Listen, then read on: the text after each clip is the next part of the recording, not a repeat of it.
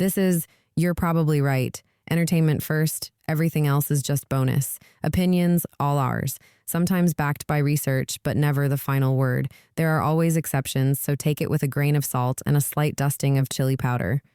If something in this episode resonates with you or you want to reach out directly, you can email the show at yprpodcast@gmail.com.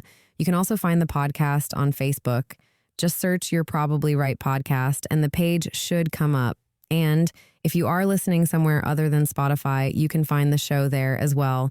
Just search You're Probably Right and follow the podcast so new episodes show up automatically. All right, let's get into it.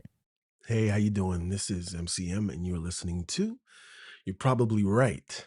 This is episode 318 or 318, but I like to say 318 because it's more than 318. I don't know if that makes any sense to anyone. Today's title is Inside Today's Schools, Why Teachers and Support Staff Are Under Pressure. And let's say this is the dumb version.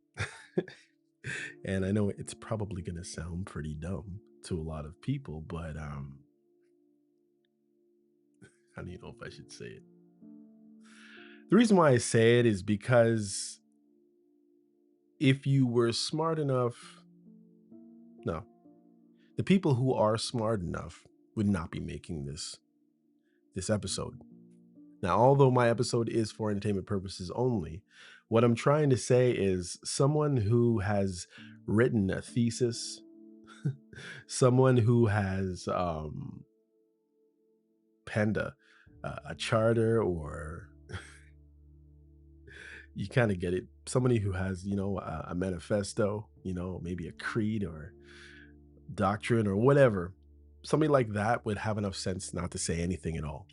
And if they did say something, then they would know a lot more than what I'm about to say. Got it? Hopefully you got it. All right. So anyhow, we look at schools these days. We realize that most people in there, as I was kind of alluding to earlier, they kind of keep their head down. They complain, but their head's down. So they're only talking to the person next to them that they think they can trust. They wouldn't actually say something aloud, because those in the lower end of things, I won't say that word because I almost got my head chopped off one time for saying it.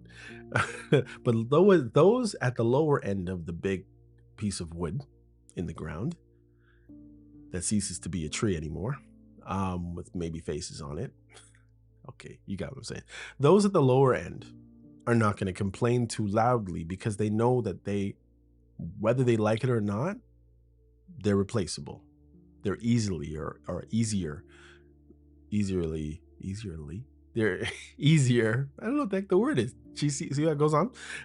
But in other words, they're replaceable a lot easier than someone at the higher end, in other words. And then those who are not so easily replaced, there you go, at the higher end of things, keep their mouth closed because they want to get to their retirement.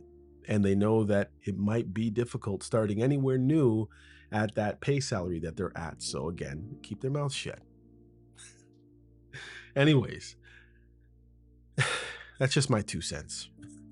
Again, let me start with something most people outside the education system already believe.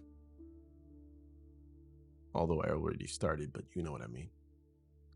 Teachers have pretty good jobs. 2 months off in the summer, a week of March break, which most adults are like, what's March break? Unless they're trying to find babysitting.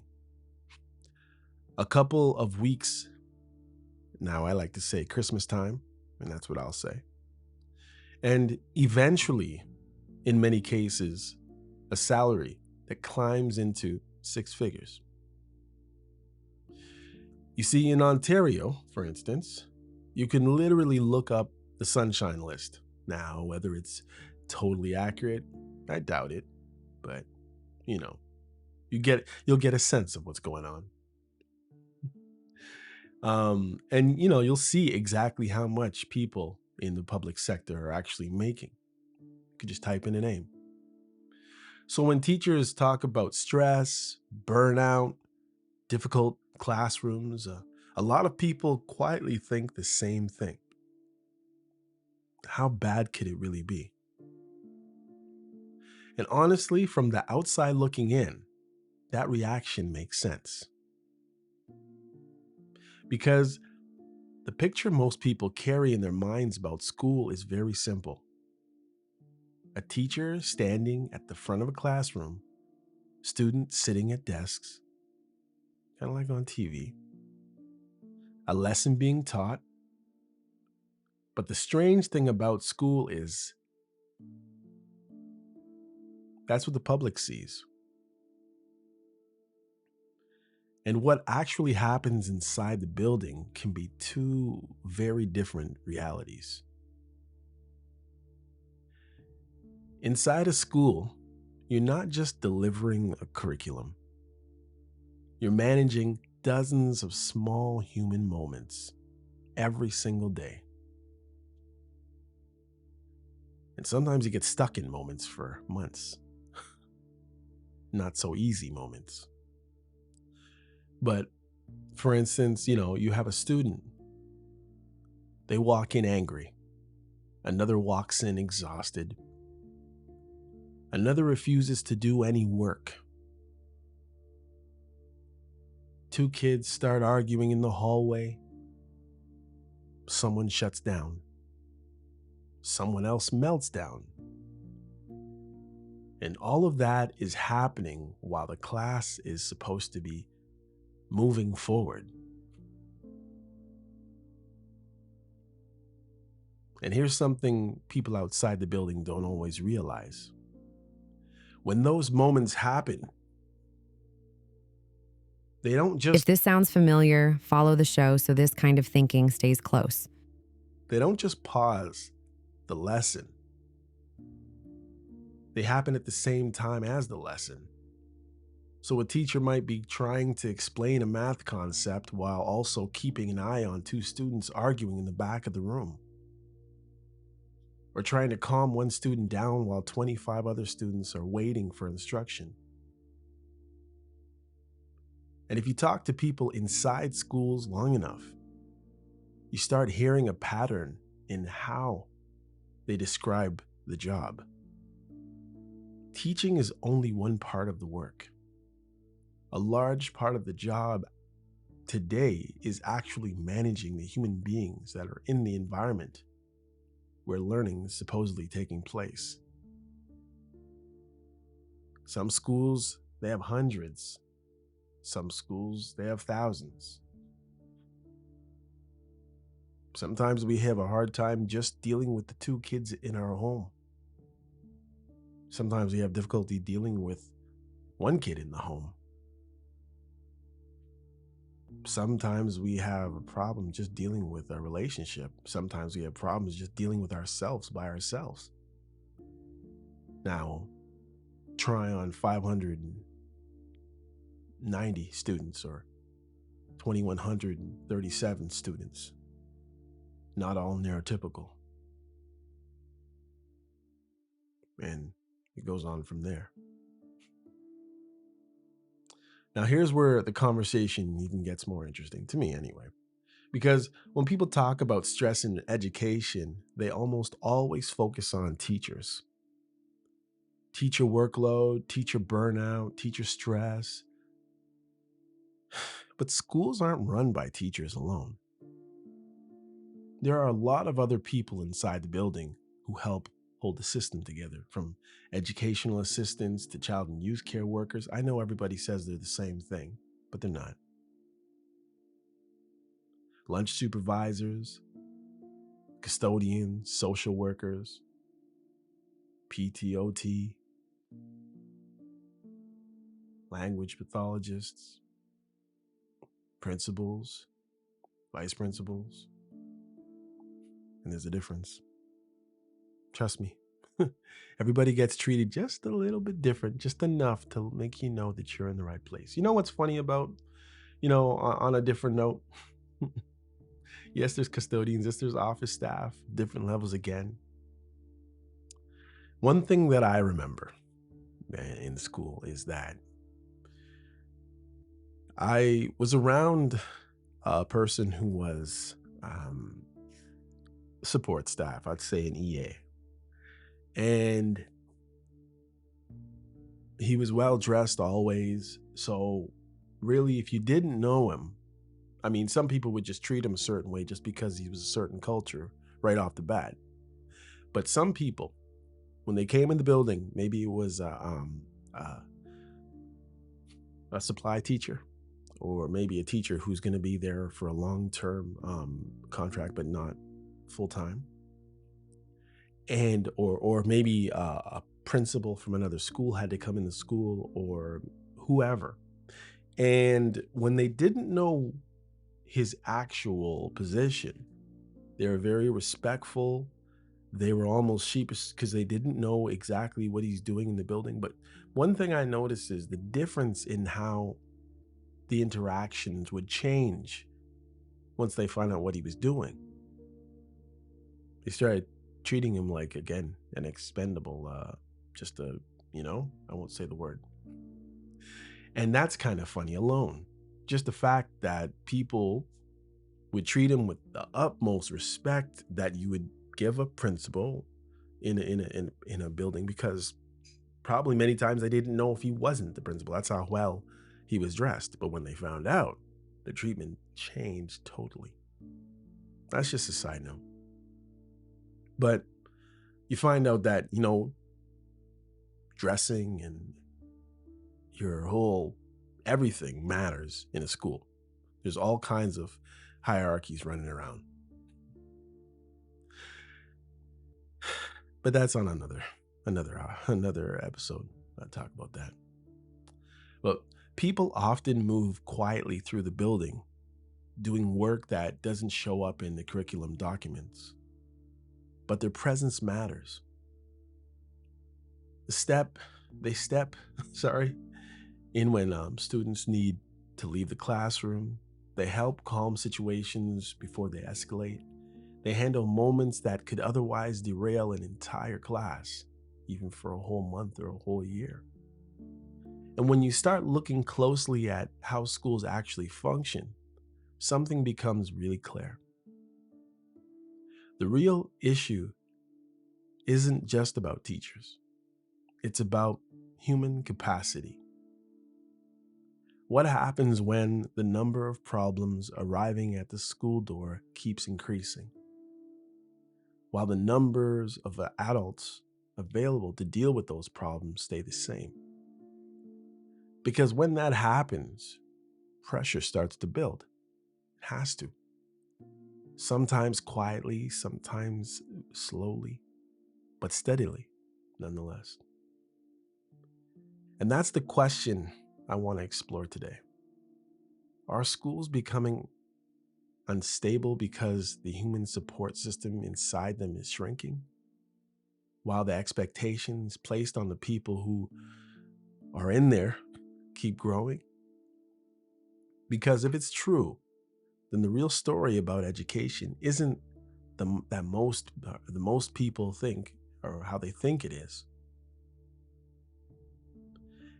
And if you spent any real time inside of a school lately, you might already know what the answer is, because deep down, you're probably right.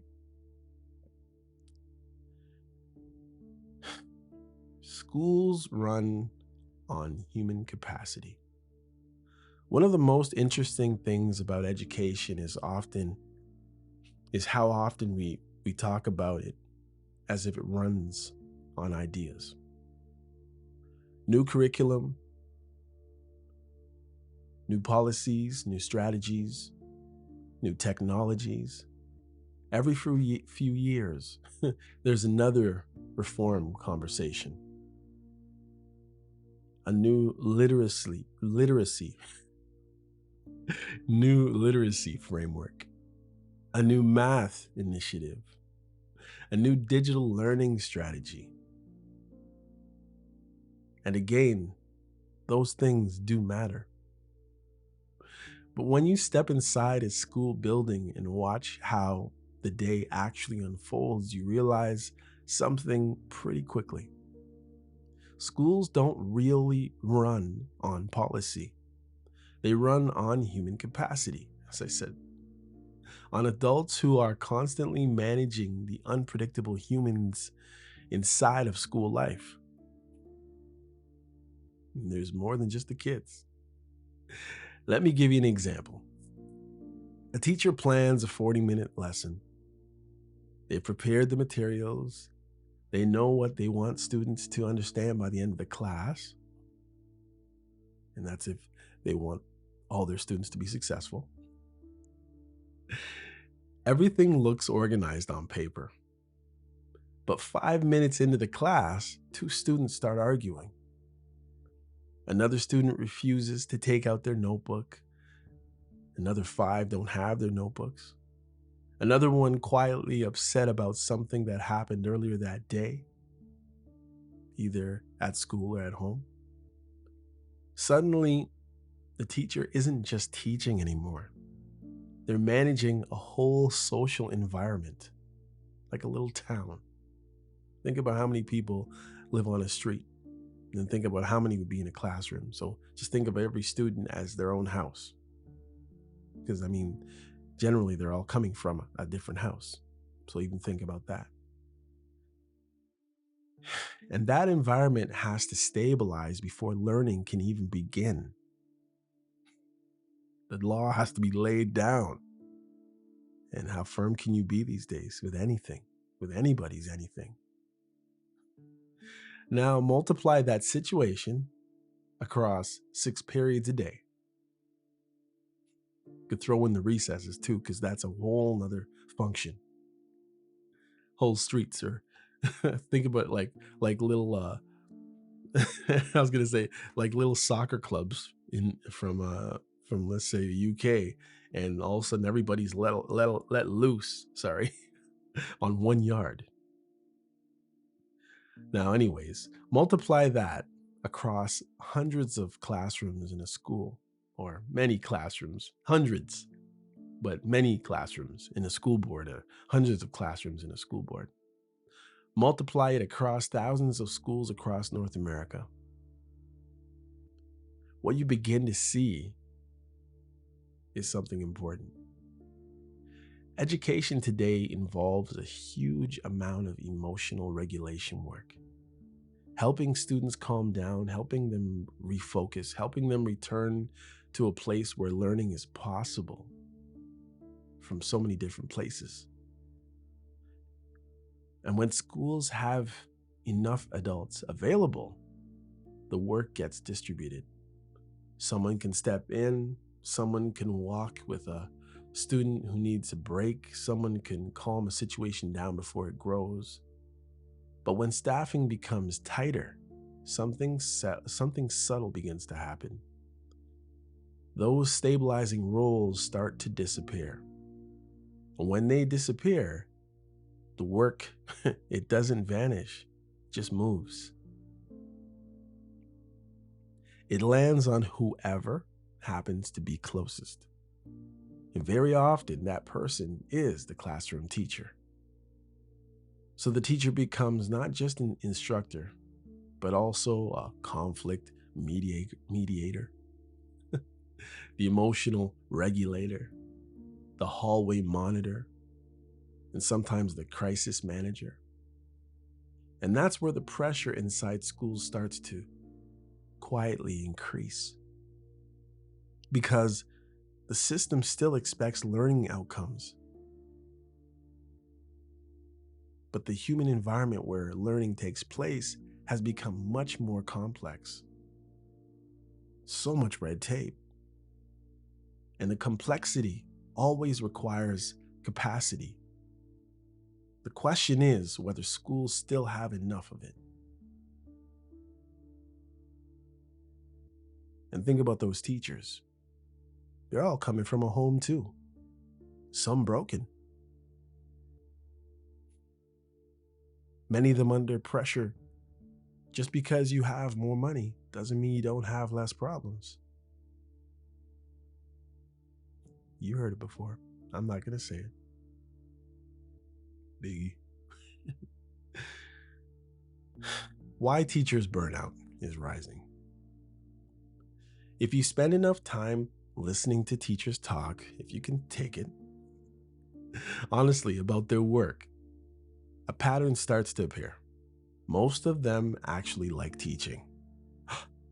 Yeah, they like explaining ideas. They like watching a student suddenly understand something that confused them 5 minutes earlier. They like helping someone improve. Those are the moments that keep people in the profession. But when teachers talk about burnout, they usually aren't talking about the actual teaching. They're talking about the environment surrounding the teaching, the constant interruptions, the behavior challenges, the emotional volatility that sometimes walks into a classroom before the lesson even begins, or during, or at a critical part where the light bulb is just about to turn on. And one of the biggest changes many educators talk about today is the classrooms have become more unpredictable. You just don't know what you're going to get. You can start the day with a solid plan, but you don't always know the emotional state the room will be in. One student might arrive already frustrated because of something that happened online the night before. Another student might arrive exhausted because their household is dealing with financial stress or unstable work schedule. Another might arrive carrying anxiety or anger that has nothing to do with school at all. Maybe their parents had a fight, or maybe they broke up. Maybe someone died.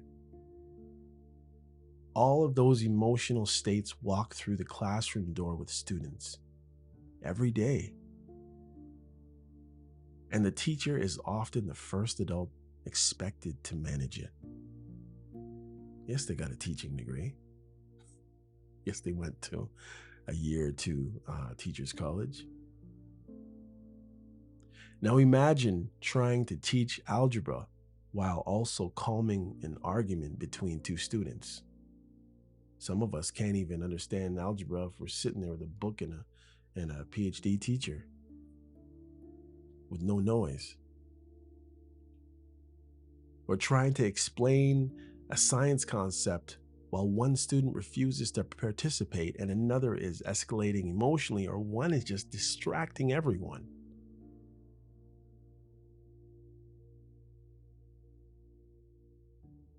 That's not just teaching anymore. It's not a Christmas story and your kid's not Ralphie. That's constant situational management. And here's where things become difficult. In many cases, teachers feel like their options for managing these situations have become more limited. Education systems have shifted toward more inclusive approach to discipline. Again, those policies often come from good intentions. The goal is to avoid punishing students out of school, pushing students out of school where they might already feel disconnected anyhow. But inclusion policies also mean teachers sometimes have fewer immediate tools for dealing with disruptive behaviors in the classroom. So the classroom becomes a place where multiple pressures collide: academic expectations, behavior management, administrative reporting requirements, communication with families, documentation.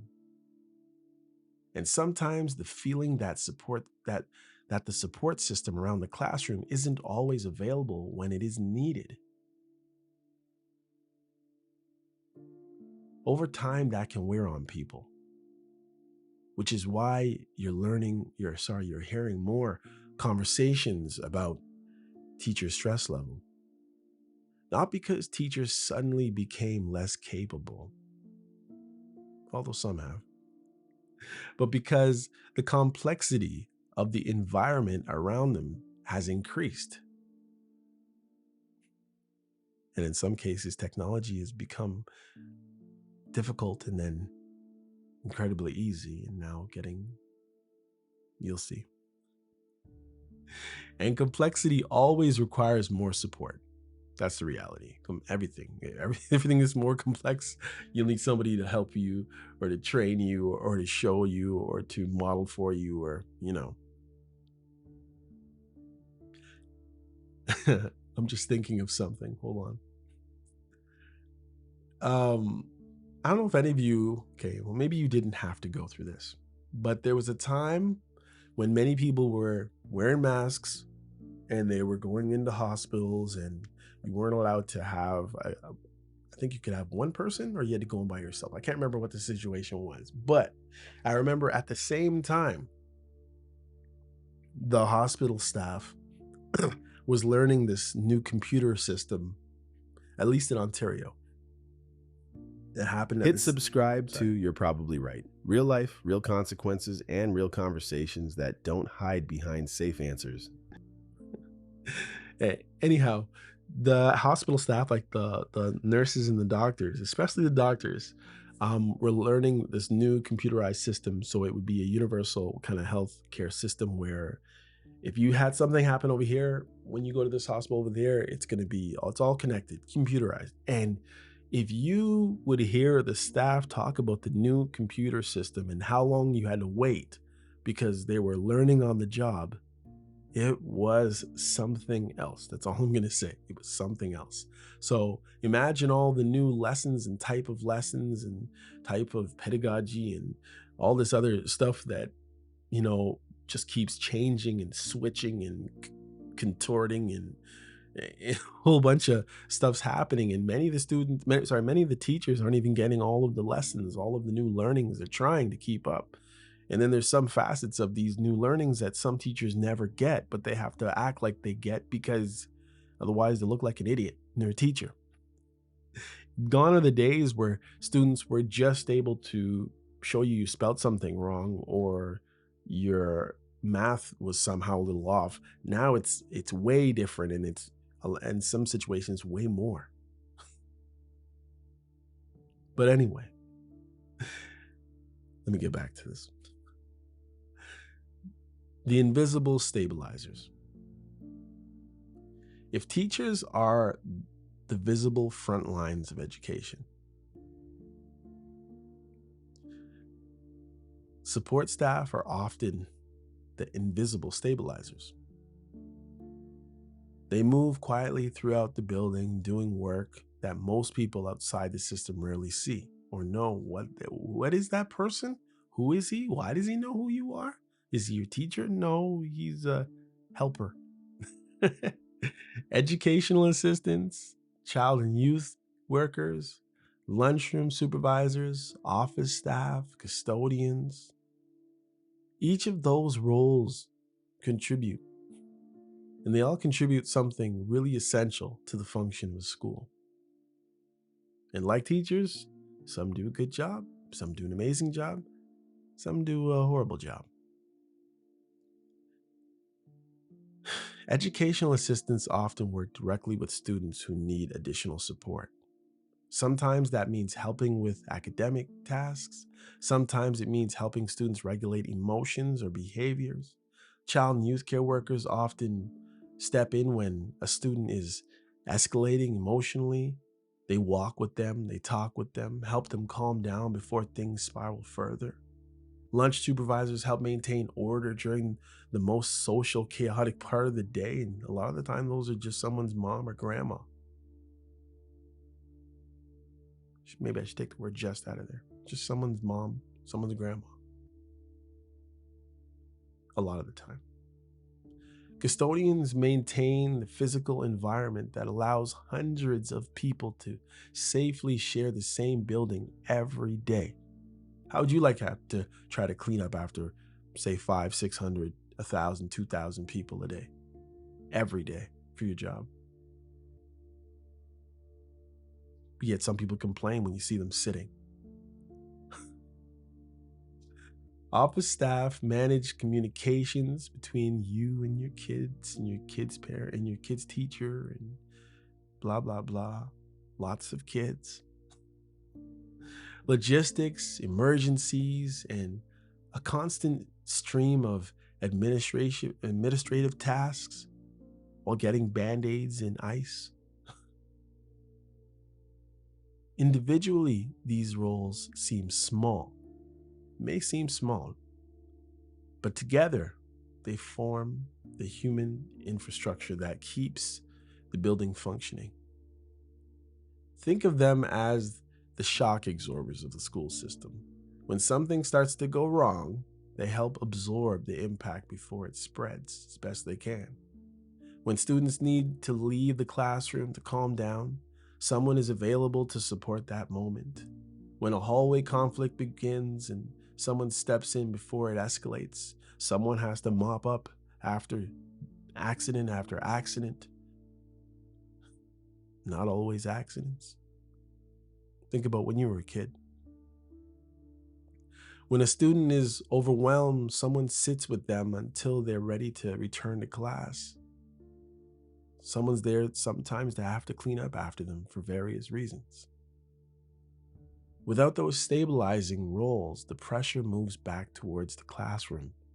Teachers carry more behavioral management. Administrators spend more time responding to incidents.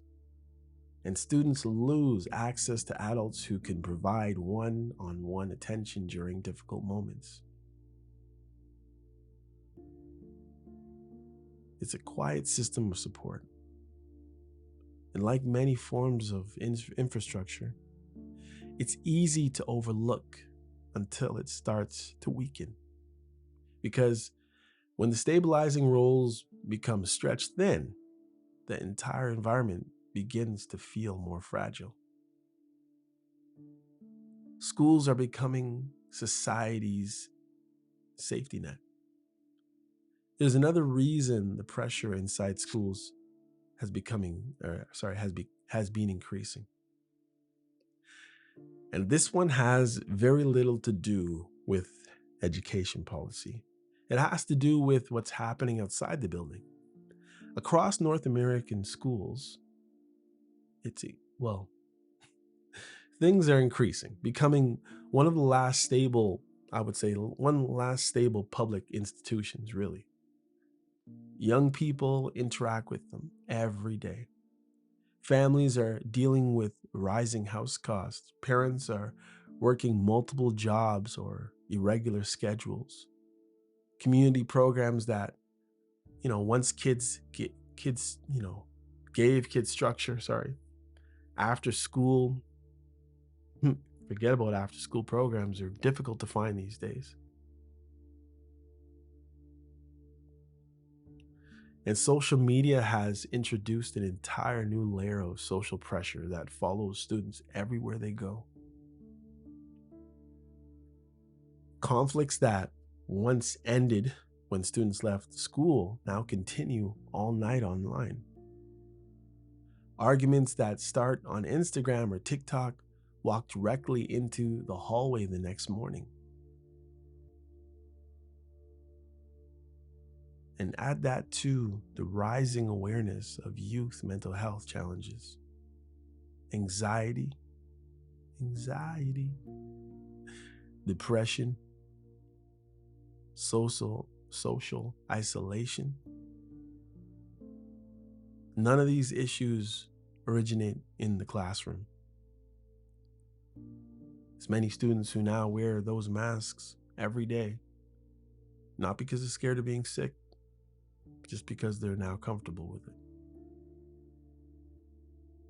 But the classroom is often where things become visible.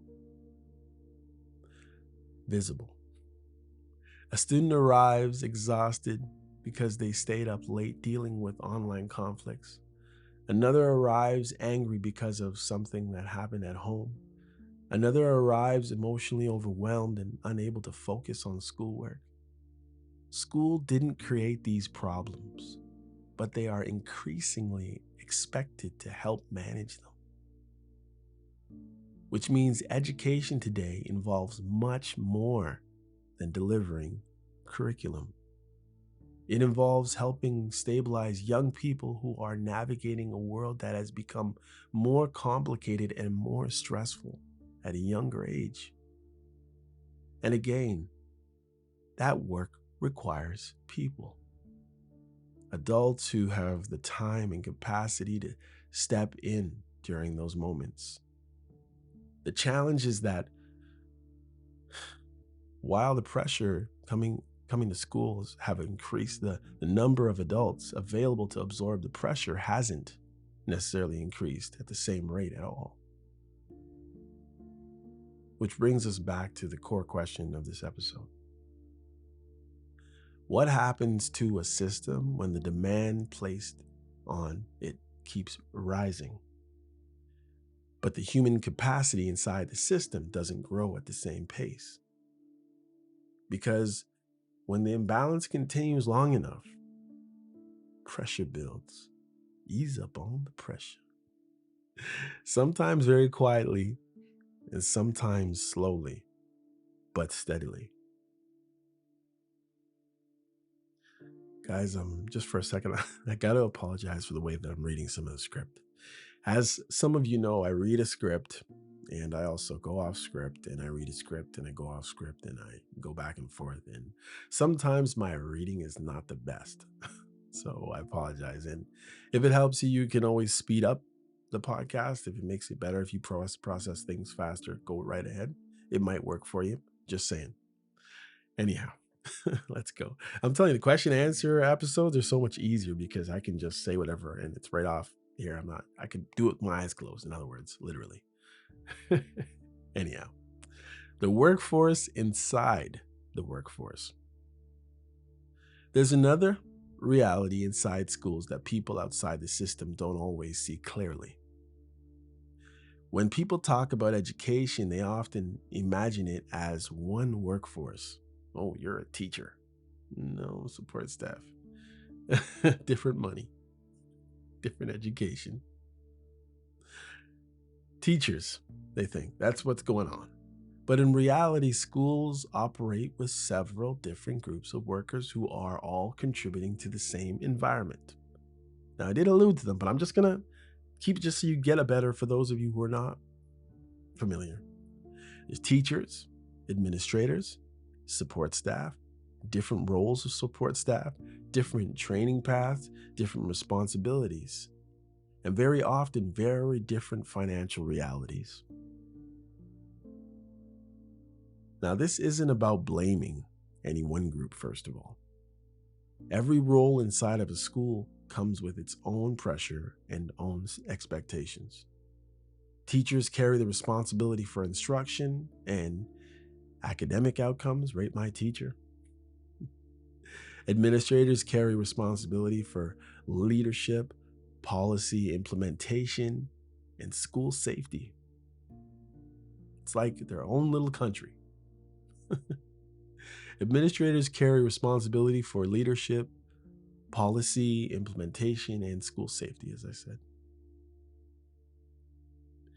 Support staff often carry direct, more direct than wanted a lot of the time, direct day-to-day interactions with students who need additional help. Regulating behaviors, navigating social challenges, or managing learning difficulties. But when people working side by side experience very different levels of financial stability, it can create subtle tension inside of the system. Not necessarily conflict. More often it shows up as something quieter. Fatigue, frustration, a sense that the system depends heavily on certain roles while offering limited long-term stability for the people doing them. Support staff positions are often physically and emotionally demanding. Helping students manage emotional escalation, handling conflict situations, working closely with young people who may be struggling academically or socially or both. And it's deep, deep human work a lot of the time. But many of those roles are structured in ways that don't always provide the same level of financial stability as other positions in the building. And that affects retention. People who care deeply about students sometimes reach a point where they simply can't afford to remain in the role long term. When that happens, schools lose something important.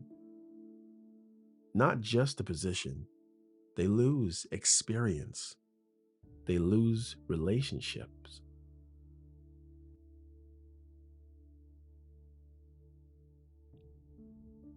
Subscribe to You're Probably Right. It's not advice from a pedestal. It's thinking out loud. No 15-second fixes, no model image telling you how to live, just real conversation. They lose adults who know the students, who know the families, and the rhythm of the building and the area. And those kind of relationships are incredibly valuable in environments where trust and familiarity help prevent situations from escalating.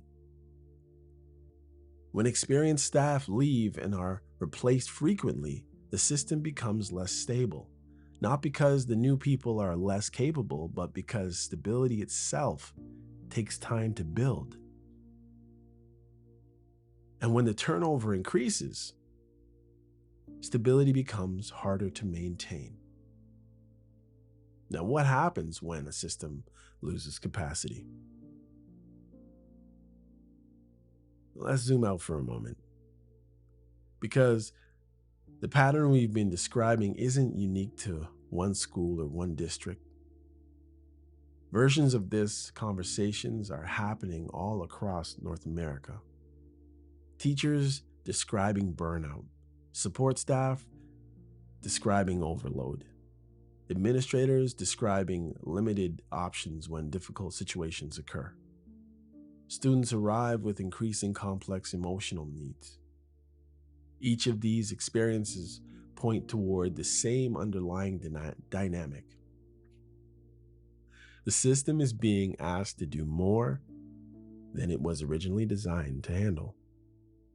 Education systems were built primarily to deliver instruction, to teach reading, writing, math, science, and history.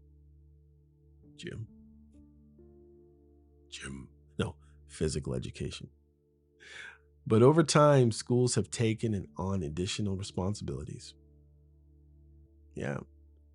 Mental health support, conflict mediation, family mediation, social development, nutrition programs, community support. And again, none of these things are wrong. In fact, many of them are incredibly valuable. Schools are one of the few institutions that reach nearly every young person in a community. So when society faces challenges, schools often become the place where solutions are attempted. But every additional responsibility requires more capacity, more adults, more resources, more time. Yeah, they need more money too, you know. If those supports grow alongside expectation, the system can adapt. But if expectations grow faster than the support structures, the system begins to strain. That strain doesn't always appear immediately. At first, it shows up in small ways.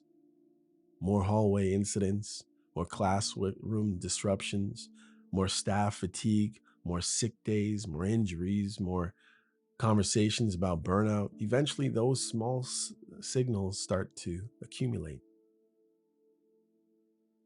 And the people inside the system begin using words like overwhelmed, it's unsustainable,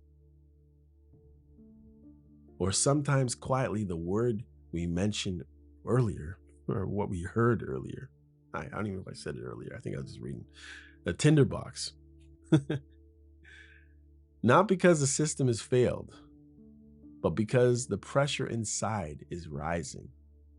And when the pressure rises inside, if it rises inside any complex system, something has to change. Either capacity increases or expectations decrease. If neither of those things happen, then the strain continues. And over time, that strain spreads across the entire environment. Students feel it, teachers feel it, support staff feel it, families feel it.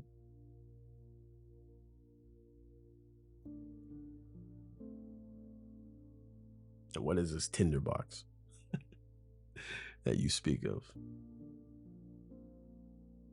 Let's come back to the question we started with, from the outside looking in.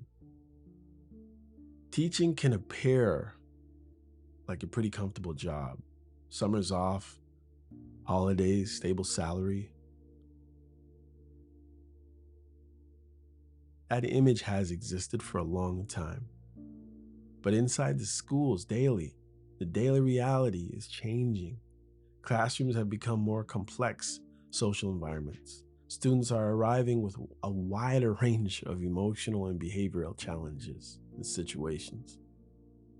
Teachers are managing more than just instruction. Support staff are often stretched thin, trying to stabilize situations across entire buildings. Administrators are balancing safety policies, requirements, and community expectations. And all of it is happening in an environment where the pressure affecting young people outside of school are also growing. Housing stress, economic pressures on families, online conflicts, social media dynamics, mental health challenges among youth. None of those problems originate in the schools, as I said before, but schools are increasingly where those pressures become visible. Which brings us back to the central question. What happens when the number of problems arriving at the school door, keeps increasing, while the number of adults available to deal with those problems stay the same? Because when that imbalance continues long enough, pressure is going to go up. Sometimes slowly, sometimes quietly, but steadily. And the system under sustained pressure eventually reaches a moment where something has to give. That doesn't necessarily mean collapse. Often it simply means change. New policies, new investments, new ways of organizing support for students and staff. But meaningful change usually begins with something very simple. Honest conversation about what is actually happening inside of the system. Not blame, not pointing fingers, just a clear recognition of the pressure people are navigating every day. Because the people working inside the schools are not abstract roles. They are human beings trying to hold a complicated environment together. Teachers, support staff, administrators.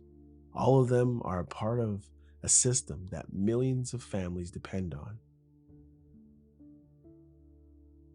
So maybe the real question isn't whether schools are under pressure. Most people inside them already know they are. The real question is whether we're willing to strengthen the human support system that keeps schools functioning. Because schools don't ultimately run on policies or curriculum documents. They run on people. Adults who show up every day and try to create stable environments where our young people can learn. And if those adults begin to feel like the system around them can't support the work they're being asked to do, then the pressure inside the system continues to rise. Which brings us back to that word again, to tinderbox. Not because schools are broken, but because the conditions inside them are becoming increasingly difficult to sustain. And if you spent any real time in a school lately, you probably have already sensed it. You see it in the tired conversations at the end of the day. You hear it in the quiet honesty between colleagues. You notice it in small moments when people admit the work is getting harder. And when those conversations happen, the reaction is often the same: quiet nod, a pause, and the recognition that maybe this story about schools is is more complicated than most people realize. Because sometimes the most accurate observation isn't the loudest one, it's the one people say quietly to each other when the day is over. And when that happens, the response is usually simple: you're probably right. Now, listen, another thing that I wanted to talk about that listen, another thing people don't realize is that there's support staff. And the reason why I keep bringing up the support staff is because they're important people in the building. And yes, a lot of the time when you see them, if you walk in the building and you go into a teacher's class, or you go into an event that the school is holding, or maybe a, a game, and the person coaching works at the school, but they're not a teacher, and the parents are trying to figure out what they do. And sometimes they're degraded and just called a helper, although the word helper is not a degrading word, but for some reason in society it turns to, the help, kind of the maid or the daycare or the babysitter or whatever, however they put it, it tends to not seem like much. Well, think about these people who work. September, their work starts. After 2 months of layoff, they've already been in the job, where they're generally depending on employment insurance to pay the 2 months in the middle there. It's not really a vacation. It's a staycation for most, because first of all, if you have to get employment insurance, you're not allowed to leave the area, because you're supposed to be actively looking for a job that's going to allow you to work there for 2 months. And that's if you decided that maybe you couldn't handle summer school, because you can apply to work for summer schools, but obviously there's a lot less summer school happening, so a lot less people can do that job. And then you have to think, no, I'm 57 years old, or I'm 47 years old, or I'm 37 years old. I'm support staff. Who is hiring me just for 2 months? Most of the time, you're overqualified for those jobs that will hire you just for 2 months, or too old. So then you're depending on having some money or no money for 2 months in the summertime that people think is an amazing vacation. Then they got to do the same thing at the Christmas vacation or the winter celebration vacation, whatever you want to call it. Then the same thing at March break, and not to say that they don't appreciate these breaks, but there's no pay for these people, which is different from teachers. There is pay. And I think they've changed the system where teachers just get one paycheck throughout the whole year now, supposedly. That's what I've heard. So that those who have maybe spending issues or can't manage their money properly, or maybe they have a spouse who messes with the system, the bills, money's constantly coming in. So at a certain time, they're not given a lump sum in the summertime and all this other stuff. But the point is, the support staff, no. If they're a 12-month employee and they're a caretaker, a few jobs in administrative and different other jobs. So there are some 12-month employees, but for the vast majority of support staff, they have to figure it out during summer. They have to figure it out during winter vacation. They have to figure it out during March break. And again, these people in most of those jobs are not being paid anything close to what the teachers are paid a lot of the time. And these are adults. Some of them are single moms, single fathers. Some of them are two-income families, but sometimes both parents are support staff.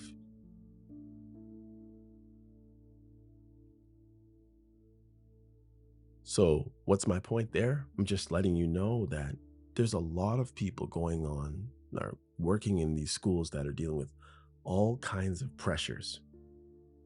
Sometimes some of the individuals who are the most caring, the most loving, the most helpful are doing that out of need themselves. Even sometimes when you look, if you've ever gone to any of the, let's say, QP sites in Canada, you've looked at some of their unions, and you look at many different aspects. If you just go to any of these union websites and look at the people who are there, sometimes they don't look like they represent the greater part of the population who are doing certain jobs at all. Sometimes they'll have a token person in there, but not to say that those people are necessarily being held back from doing those things, but a lot of the time those people have no faith in the system, so they don't care to show up to demonstrations, and they're not in the photo ops. And I've talked about other stuff, and I don't really want to get into it in this again, but we need to care for the people who are caring for our most important people, helping us do our most important job, taking care of the little ones, taking care of our future, and remembering that those little people who are going to become bigger people, who become big people, who become adults, one day maybe making, well, not maybe, a lot of them are going to be making decisions on how we live our lives when the golden ages come, if they come for us at all. They're going to be hospital leaders. They're going to be surgeons. They're going to be lawyers. Some are going to be mayors. Some are going to be city planners. Some are going to be working on the electrical wires outside of your house and supplying all kinds of different things that you need. You realize how important it is that the young people learn to do things properly, and they're able to learn at all,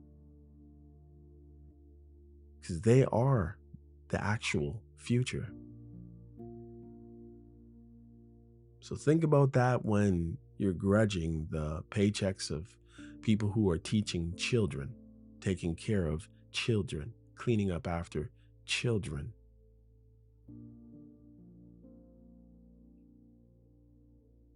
All right, guys.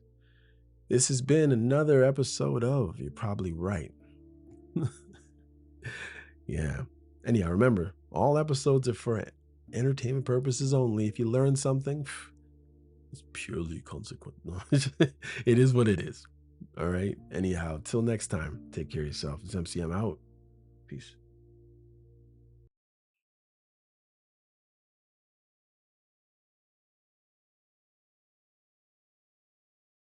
Hey, come check out You're Probably Right podcast. Society is getting more unpredictable every day, but at the same time, predictable in its unpredictability. Say that 4 times real fast. Come with me as I attempt to find clarity in all the fog while staying way outside the box and kicking the box way down the road with my size 12 ducks. I use the Bible, experience, education, fortune, misfortune, life's lessons, life's mistakes to sort through all the mess. I talk about news, God, God, self-help, sports, sickness, health, music, parenting, love, humbleness, hurt, pain, joy, and all the things that might make you say, I never thought of it that way. Hopefully, anyway. Also, I take a stab at answering tough and not so tough questions, and all the while understand that, listen, sometimes you end up in the hot seat and there's no thermostat. Well, that's how it is here. And because there's no topic, very few topics off the table, Torontonians will understand that Doug Ford reference there. Hopefully the podcast will be helpful and uplifting. And hey, maybe you'll find your own private Idaho here somewhere. Hope to see you soon. Ooh, yeah.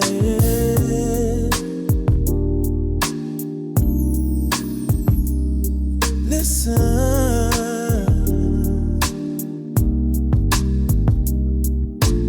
It's getting late and I'm still wide awake. Still Staring at the ceiling, thinking about the space you take. One day you're here, next day you're gone. And I'm just trying to understand where we went wrong.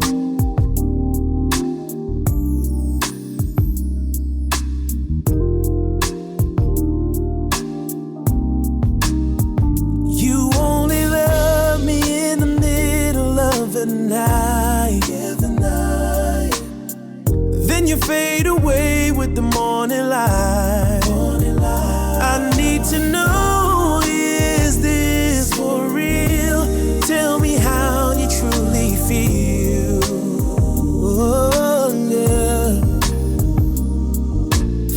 I give my all, you give me half your heart. You say the words, but we just stay so far apart. These mixed signals are tearing me down, lost in the silence when you're not around. Tell me how you feel. How you really feel. Is any of this real? Just tell me, yeah. Tell me, baby. Oh.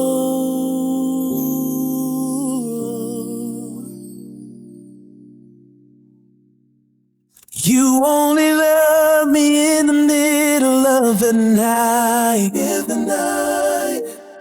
Then you fade away with the morning light. I need to know, is this for real? Tell me how you truly feel. Oh, yeah.